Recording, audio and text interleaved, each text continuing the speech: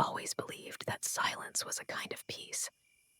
But lately, silence had a different weight. She stood at the kitchen window, her fingers curled around a chipped ceramic mug, watching the sun sink behind the hills. The house around her was still in the way a heart is before it breaks. Ivy's laughter echoed distantly from the basement, where cartoons played and puzzles waited. Upstairs, the master bedroom remained untouched, its sheets smoothed, pillows plumped, and wardrobe door cracked just enough to remind her he hadn't come home last night. Again. She inhaled. The tea had gone cold. A car pulled into the driveway. She didn't move. The soft slam of a car door. Footsteps on the porch. The key turned. The door clicked open. "Hey," Drew called casually. His voice didn't carry the warmth it used to. He smelled faintly of someone else, something floral, artificial, and cloying. He leaned in to kiss her cheek, but Lena tilted just enough for his lips to land in empty space. He didn't comment. "Where were you?" she asked, her voice even, but her eyes, sharp and quiet, followed his. "Late meeting. Client wouldn't stop talking." He shrugged off his blazer.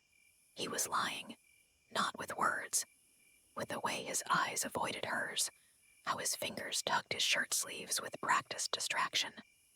She had learned to read him in silence. Years of marriage taught her that the truth rarely spoke. It showed. Her name was Sabrina. Drew had met her at a client event nearly 8 months ago. She was in marketing, wore red lipstick like armor, and laughed like she hadn't been hurt yet. She wasn't Lena. That, he told himself, was the reason it started.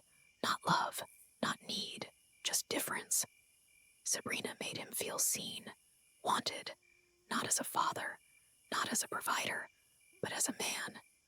He didn't mean for it to become a routine. Tuesday nights, hotel rooms with dim lighting and untouched wine. It wasn't passion that kept him coming back. It was escape. A selfish exhale from the weight of everything Lena had never blamed him for, but always expected. Sabrina would run her fingers down his chest and whisper, "You don't smile much." And he didn't. Not anymore. Lena found the first message by accident. She wasn't snooping. She wasn't the type. But when Drew left his phone unlocked on the nightstand, something inside her moved before she could reason with it. A preview of a text. "Sabrina, you left your tie here. I kinda like that it smells like you." No emojis, no code, just blunt honesty. That hurt more. Her fingers trembled. The room dimmed. Not in the literal sense, but as if the air shifted. Her knees wanted to give out. She didn't cry. Instead, she walked downstairs and made Ivy's lunch for school. Sliced apples, carrot sticks, a sandwich cut diagonally, just how her daughter liked it. The ordinary movements steadied her breath. She sat at the kitchen table, watching the sky lighten into morning, and whispered aloud, "He's cheating." Saying it made it real. 3 days later, Lena waited until Ivy was at a friend's for the night. Drew entered the kitchen, loosening his tie.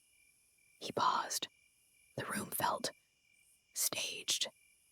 Lena stood by the counter, unmoving, a bottle of wine unopened, 2 glasses beside it. He noticed her eyes first. They were no longer soft. "Sit," she said. He obeyed slowly, like a man walking toward his sentencing. She didn't yell. She placed his phone between them on the table and tapped the screen. The message was still open. Her hands didn't shake this time. "You left your tie here," she quoted quietly. Drew didn't speak.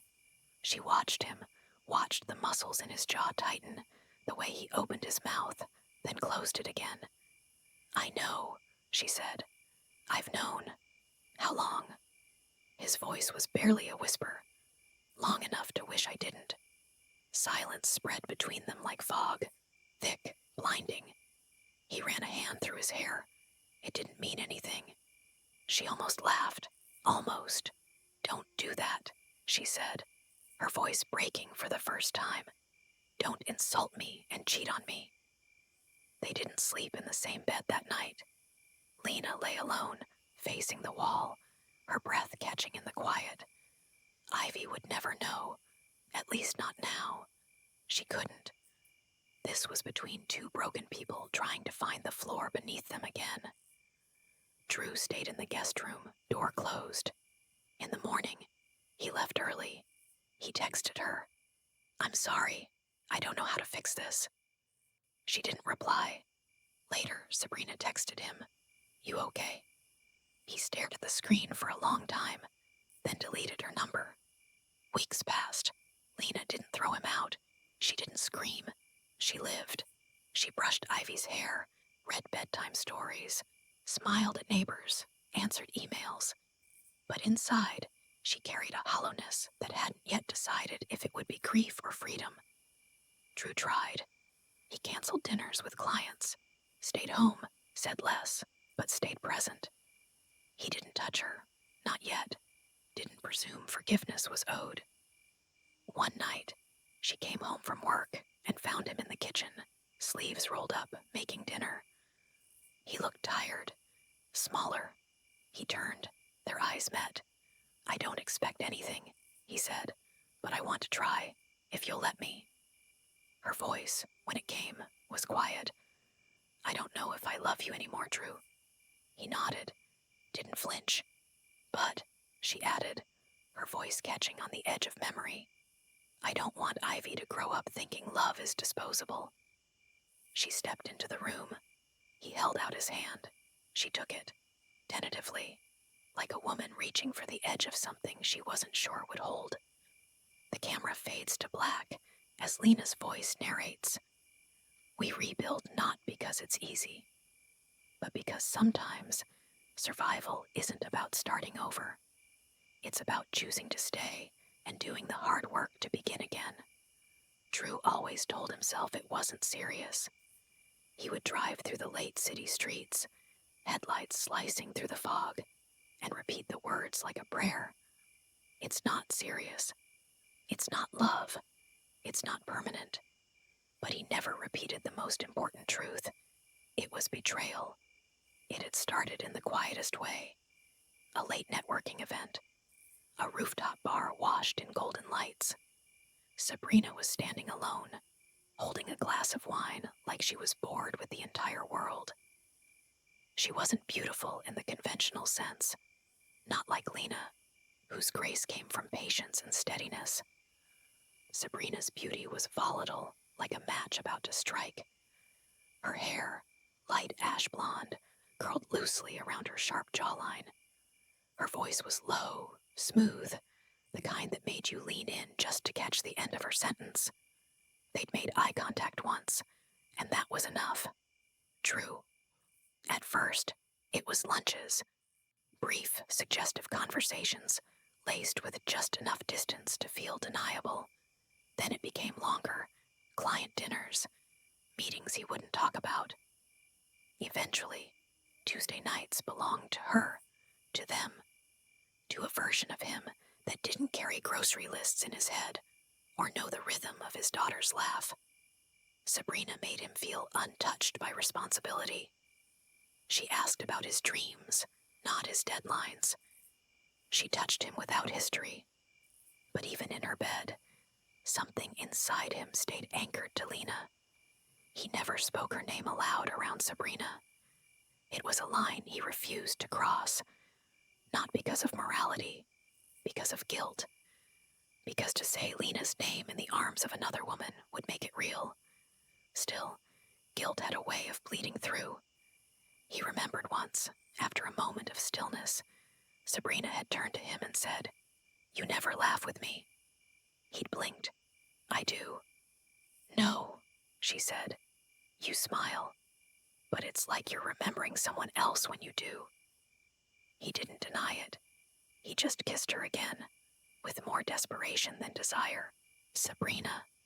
She knew about the marriage.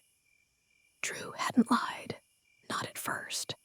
But over time, She had begun to believe she was the exception, that he would leave, that his hesitation was fear, not loyalty.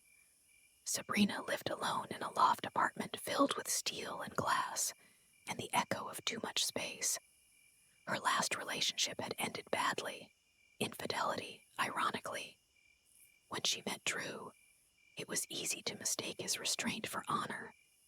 What she didn't realize was that Drew wasn't a man running toward her. He was running away from something else. She started to see it in small ways. How he never stayed the night. How he checked his phone only when she looked away.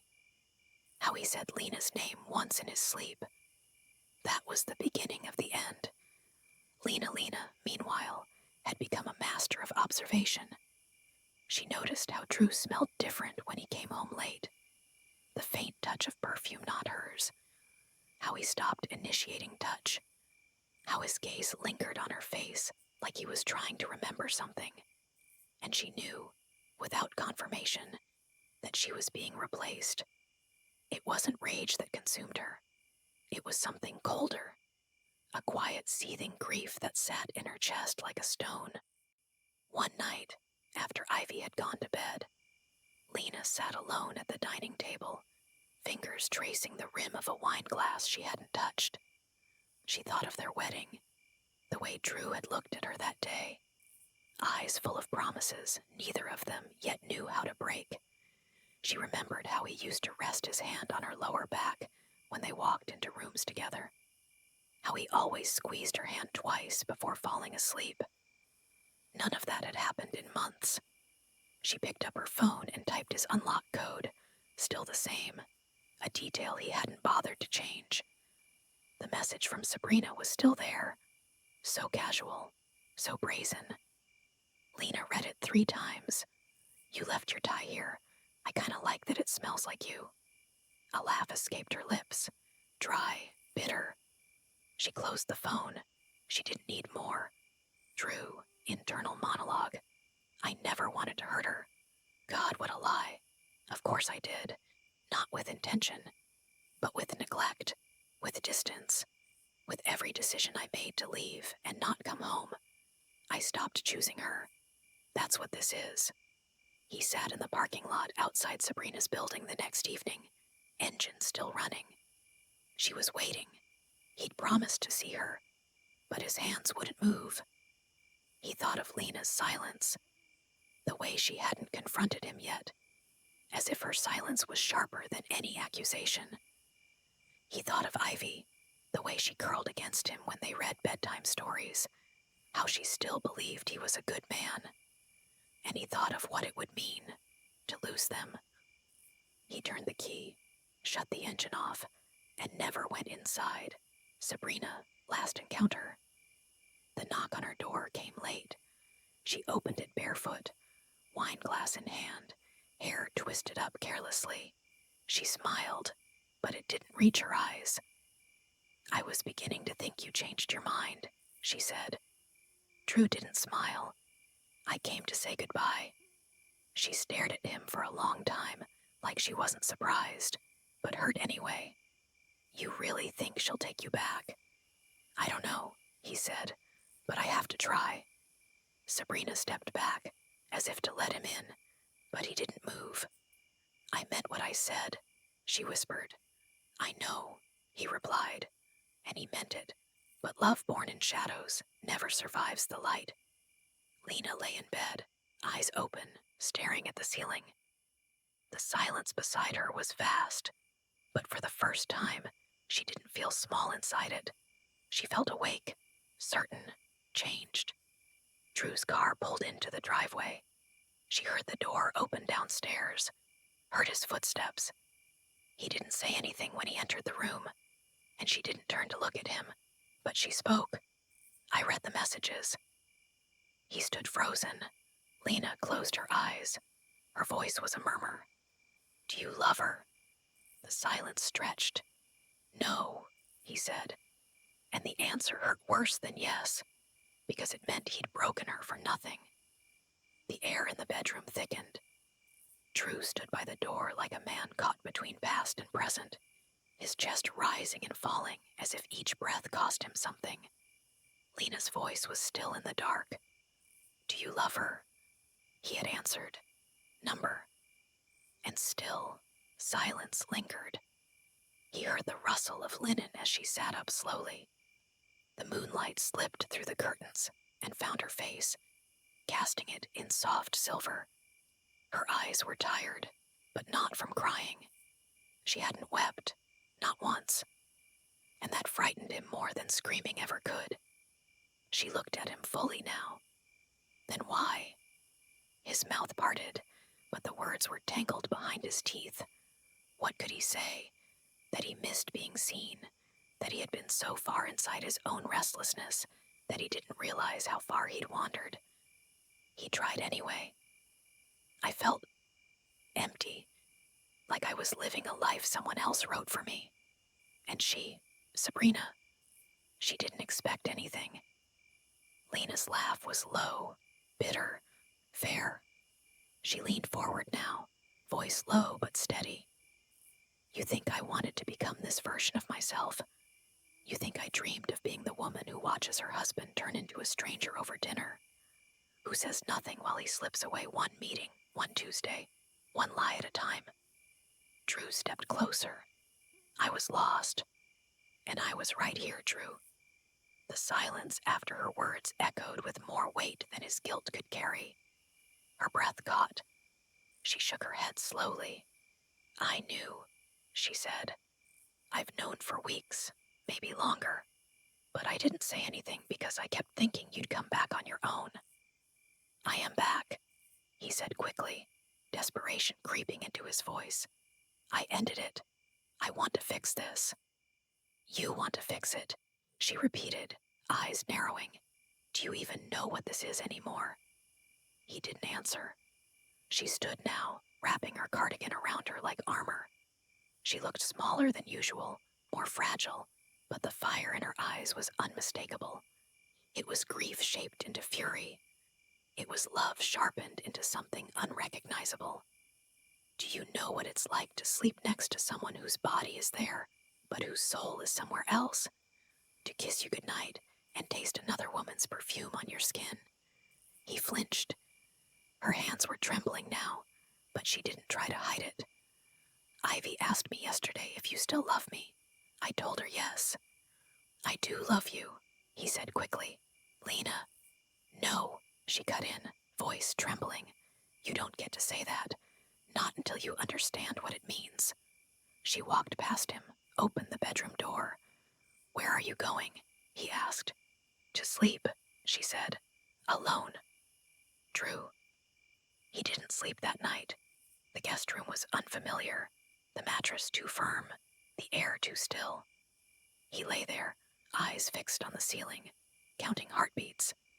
His mind looped through every moment, the first lie, the second meeting, the way Sabrina's hands felt too soft, too unreal compared to the callous truth of Lena's touch. He thought about Ivy, her drawings on the fridge, the way she called him Dad, like it was a promise. He had broken so much more than vows. He had broken the rhythm of a life Lena built with him. Each morning coffee, every whispered, "drive safe," the scent of her shampoo on his pillow. He hadn't cheated on her body. He had cheated on her trust. Lena sat alone at the kitchen table, the night pressing in through the windows like a silent witness. A cup of untouched tea cooled in her hands. She felt hollow, not numb, just tired. Tired in the way women become when they realize they've carried an entire relationship alone for too long. Her thoughts wandered to their early days. Tiny apartments with creaky floors, stolen kisses on subway platforms. The first time he looked at her like she was the only woman alive. She missed that Drew, but she didn't know if that man still existed, or if he had simply grown into someone else, quietly, as years passed them like strangers in a hallway. She closed her eyes. She didn't want revenge. She wanted truth. The next morning, Drew was already at the table when she came down. He looked wrecked. his hair disheveled, shirt rumpled, hands wrapped around a mug he hadn't touched. "Lena," he said softly. She sat opposite him, not looking at him. He took a breath. "I know I don't deserve anything from you, but I want to tell the truth." She said nothing. "I didn't fall in love with her. I didn't want a future with her. He broke off, trying to find the right shape for the guilt in his chest. "I felt like I didn't matter anymore, like everything I did was wrong, and she made me feel like I was still worth something." Lena's jaw tightened. "And I made you feel what? Tired? Trapped?" "No." His voice cracked. "You made me feel seen, but I stopped looking back." Tears welled in her eyes, but didn't fall. "Do you want this to work?" she asked. "I do. Not just for Ivy. For us. I do." Lena's gaze softened just enough to show the weight she was carrying. "Then this doesn't start with forgiveness." He nodded. "I know. It starts with truth. Full, ugly, naked truth. All of it. Every Tuesday. Every lie. I want to know it." He swallowed. "Okay. And I'll decide," she said, standing slowly, "if I still want to love the man you are, not the man I remember." She left the room, quiet as the light shifting through the window. Drew sat still, breathing in the wreckage, and for the first time, he realized healing wouldn't come from begging. It would come from rebuilding, brick by brick, story by story, painfully, honestly, humbly. 2 weeks passed, not in peace, but in a quiet truce. The house remained intact, but its walls had learned to listen. Every room felt like it held its breath, waiting to see which way the wind would blow. Lena didn't move out. She didn't file for divorce. She didn't demand penance. Instead, she watched. She watched the man who had broken her try to become someone worthy again. Drew cooked dinner, washed dishes, took Ivy to school, not because she asked, because he had finally realized the weight of what he stood to lose. He spoke less, but what he said was deliberate. He began answering the unspoken questions. One night, at the kitchen table, he laid it out. Every lie, every hotel, every time he told himself it wasn't cheating because he was still coming home. She listened, eyes fixed on her tea. And when he finished, she said, "Thank you for not lying about the ugliest parts." It wasn't forgiveness, but it was a beginning. Ivy. At 7 years old, Ivy knew more than they gave her credit for. She saw her mother cry in the shower, saw her father's eyes linger too long, felt the way the house changed. But children don't ask directly, they observe. One night, after Drew tucked her in, she whispered, "Are you going to leave again?" He froze. "What do you mean?" "I heard Mommy say she was alone even when you were here." Drew sat beside her, heart aching. "I made a mistake," he said gently, "like when I broke Mommy's necklace." "No," he whispered, "worse." She looked at him then, wide-eyed and silent. "But I'm trying to fix it," he said. "Not just say sorry, but be sorry." Ivy turned her small hand in his. "You should tell her that." He smiled faintly. "I will." Lena, internal monologue. "They say you can't heal in the place that broke you. But what if the place isn't the problem? What if it's the silence? The part of yourself you gave away in exchange for peace? He didn't steal my love. I handed it to him, bit by bit, believing I was building something. And maybe I was. But now I want more. I want truth. I want presence. I want a love that doesn't disappear when it gets hard." The final conversation. They sat on the back porch one evening, the garden soaked in amber light. The air smelled of rosemary and warm soil. Ivy's laughter floated from the swing set, and for the first time in weeks, Lena looked over at Drew and didn't feel that knot in her chest. He broke the silence. "I miss you." She nodded slowly. "I miss me too."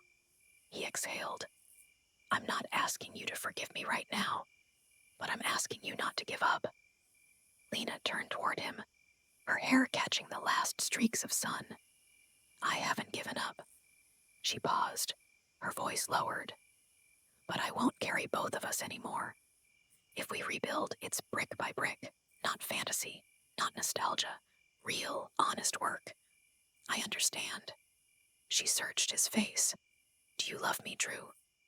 Or do you just miss the way I loved you? He didn't answer immediately. Then, softly, both. That was the most honest thing he'd said yet. 3 months later, the house had changed. Not its structure, but its rhythm. Drew and Lena didn't pretend things were perfect. There were still pauses, still silences, but now those silences held possibility, not punishment. They began therapy, sat in the same room, spoke aloud the truths they'd buried. Sometimes Lena cried. Sometimes Drew couldn't meet her eyes. But they stayed in the discomfort, stayed through the tension, stayed because love, if it was ever going to be true again, had to be earned. Not just by grand gestures, but by the quiet, unglamorous work of showing up. One Tuesday evening, the anniversary of the night Lena had first suspected, Drew came home early. No excuses, no detours. He found her in the kitchen, sleeves rolled up, flour on her hands, making Ivy's favorite apple tart. He walked up behind her, rested a hand on her waist. She paused, didn't flinch. He leaned in. I'm still here. She nodded. I know. Their eyes met, really met, for the first time in a long time. She reached for his hand. He laced their fingers. Voice-over narration as visuals fade to soft shots of the home, the family, quiet routines restored. Some cracks never close. But sometimes, the light gets in through them. Love isn't just what survives betrayal. It's what rises from it, if you're brave enough to stay in the fire and rebuild.